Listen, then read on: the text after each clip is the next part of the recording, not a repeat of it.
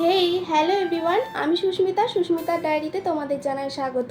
তো আজ চলে এসেছি একটা নতুন রান্নার ভিডিও নিয়ে তোমাদের সাথে শেয়ার করার জন্য। এর আগে আমি অনেকগুলো রান্নার ভিডিও দিয়েছিলাম, তোমরা তাতে অনেক ভালোবাসা দিয়েছো, তো তার জন্য অনেক ধন্যবাদ সবাইকে। আজ চলে এসেছি একটা অনেক ফেমাস মায়াপুরের বিখ্যাত ময়দার সবজি সম্পূর্ণ নিরামিষ রেসিপি তোমাদের সাথে শেয়ার করব। তো চলো দেখা যাক আমি কীভাবে রান্না করি। তো আমি এখানে নিয়েছি 500 গ্রাম মতন ময়দা, আর তার মধ্যে দিয়ে দিলাম সামান্য পরিমাণ লবণ আর একটুখানি সাদা তেল। তো এটাকে ভালোভাবে মিক্স করে আমি জল দিয়ে ভালোভাবে মেখে নেব, যেমন ময়দা মাখে সেভাবেই এটাকে মেখে নেব। তো মাখা আমার হয়ে গিয়েছে। এরপর আমি এখানে একটু সামান্য পরিমাণে সাদা তেল দিয়ে এটাকে রেস্টে রেখে দেব 1 ঘন্টার জন্য। তো আমি এখানে কয়েকটা কাজু আর সামান্য পরিমাণ পোস্ত নিয়ে সেটাকে পেস্ট বানিয়ে নিয়েছি, আর নিয়েছি আদা, কাঁচা লঙ্কা, টমেটো, জিরে, সেটাকে পেস্ট বানিয়ে নিলাম। তো তারপরে আমি ময়দাটাকে ভালোভাবে চটকে 8-10 বার ধুয়ে নিয়েছি। ময়দা থেকে দুধ বের করে নেব। তো দেখো ময়দাটাকে এভাবে ধোয়ার ফলে কতটা কমে এসেছে। তারপর আমি অবশিষ্ট ময়দা থেকে ছানার লেচি কেটে নেব। তো দেখো আমি ছোট ছোট করে লেচি কেটে নিচ্ছি, এইভাবেই কেটে নিতে হবে। তো তারপরে আমি একটা কড়া বসিয়ে দিয়েছি, তাতে দিয়ে দিলাম সর্ষের তেল।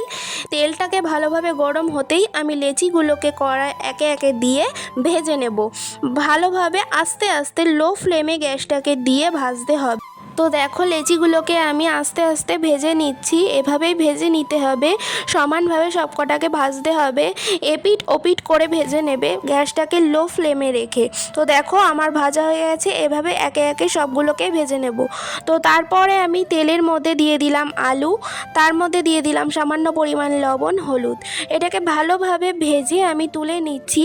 তারপরে আমি কড়াইতে দেব ফোড়ন, জিরে, শুকনো লঙ্কা, তেজপাতা ফোড়নে দিলাম। তারপরে দিয়ে দিলাম আদা, কাঁচা লঙ্কা, জিরে, টমেটোর পেস্টটা।